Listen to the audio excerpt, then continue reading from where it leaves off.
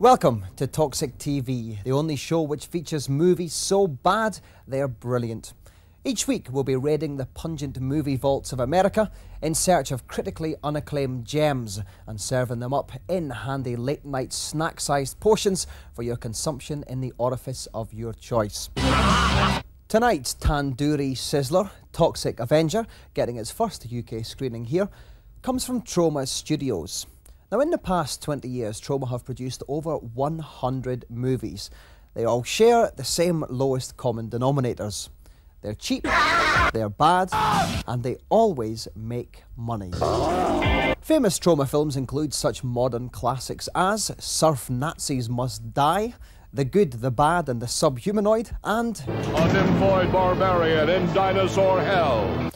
Curiously, none of these have featured in the Academy Awards, although many big names have popped their cinematic cherries working for Troma. Kevin Costner appeared in Sizzle Beach, USA and Shadows Run Black, arguably his two most challenging roles to date. Platoon director Oliver Stone got his first break working for Troma, and in a near tragic casting mishap, Madonna herself was actually turned down for a part in The First Turn On back in 1982. The ironic thing being, this was one of the few films where she would have kept her kit on. Tonight, however, we feature Troma's most notorious film to date, Toxic Avenger. Made in 1983, Toxic Avenger took less than 5 weeks to produce and cost a piffling $1 million, roughly akin to the cost of Arnie's lunches during the filming of Terminator 2. The cast and crew were paid slightly less than sod all, had little or no previous movie experience, and often had to perform both in front of and behind the cameras.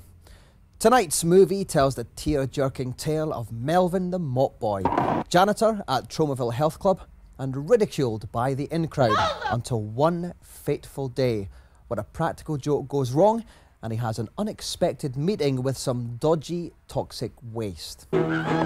Lloyd Kaufman, the head of Troma Studios, has called this movie his Gone with the Wind, and indeed, Toxic Avenger does have many similarities with this 1940s schlock horror action flick.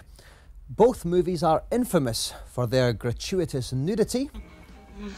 Then there's the obligatory transvestite karate expert.